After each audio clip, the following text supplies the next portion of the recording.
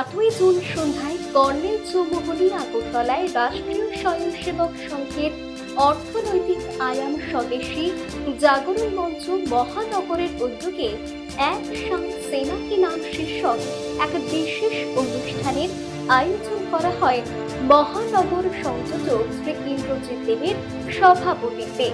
ভারত মাতার প্রতি আত্মনিবেদন বীর সেনাদের সম্মান জানানোর উদ্দেশ্যে এই অনুষ্ঠান অত্যন্ত উৎসাহ ও গৌরবের সঙ্গে উদযাপিত হয়।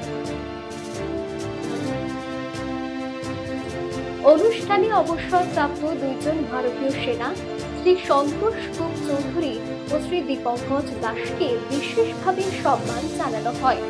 তারা তাদের সেনাবাহিনীতে কর্মজীবনের অভিজ্ঞতা ও ভারত মাতার সেবায় তাদের আত্মনিবেদন নিয়ে বক্তব্য রাখেন। আমাদের ভারতবর্ষের মধ্যে একটা উদ্যম হয়েছে, যুদ্ধ হয়েছিল, যেটাকে একটা সকলে ভারতবর্ষ জানি যে অপারেশন সিন্দুর নামে একটা কিছু হয়েছিল। তো কেন হয়েছিল, কিভাবে হয়েছিল যদি বলতে চান, এখানে এমন অপারেশন আগেও হয়েছে। যদি দেখেন এখানে আমার এখানে 19টা মেডেল আছে। এর মধ্যে বিভিন্ন অপারেশনের মেডেলগুলো বেশি। তো এগুলি কি করে পেয়েছি, ওর জন্য আমার নিজের সংক্ষিপ্ত পরিচয় নিতে আমি একজন রিটায়ার্ড অবসরপ্রাপ্ত ক্যাপ্টেন সন্তোষ কুমার চৌধুরী, ইন্ডিয়ান আর্মিতে 30 বছর সার্ভিস দিয়েছি। পাকিস্তানের সঙ্গে সাম্প্রতিক সংঘাত প্রসঙ্গেও তাদের বিশ্লেষণাত্মক অভিমত সকলকে উদ্বুদ্ধ করে। এই অনুষ্ঠানে উল্লেখযোগ্যভাবে উপস্থিত ছিলেন প্রান্তর সংযোজক শ্রী শিবাজি বোস, মহানগর সংযোজক শ্রী ইন্দ্রজিৎ দেব, প্রান্তর সম্পর্ক প্রমুখ শ্রী সুব্রত গোপ, প্রান্ত পূর্ণকালীন স্বয়ংসেবক শ্রী রাজীব দেব, সহ সংযোজক শ্রীমতী সবিতা পাল, সম্পর্ক প্রমুখ শ্রী বিশ্বজিৎ কর্মকার, মহিলা প্রমুখ সুশ্রী সুস্মিতা মজুমদার, যুব প্রমুখ শ্রী অভিষেক দাস সহ মহানগরের মুখকর্মী ও শুভানুধ্যায়ীরা।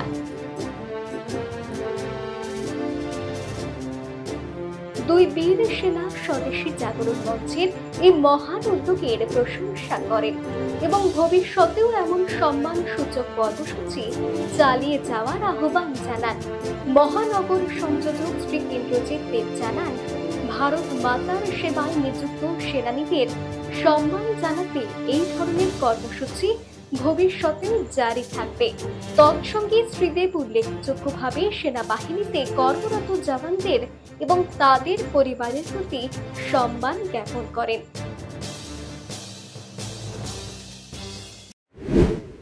আজকে স্বদেশী জাগরণ মঞ্চ ত্রিপুরা প্রান্তের মহানগর যে কমিটি আছেন, ওনাদের বিশেষ উদ্যোগে আজকে কর্নেল চৌমুহনীতে সেই প্রোগ্রামটা পালন করা হয়। এর মধ্য দিয়ে আমরা এখানে পেয়েছি দুজন যারা উনি বলেছেন যে দীর্ঘ 30 বছর ভারতবর্ষ সেবায় লাগিয়েছেন সৈনিক হিসাবে। তো এনাদের আরেকজনও আছেন।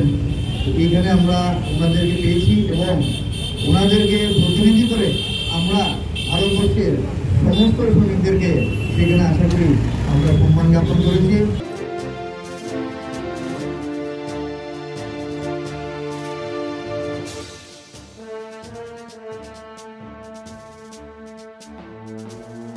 Bureau Report, Voice 18।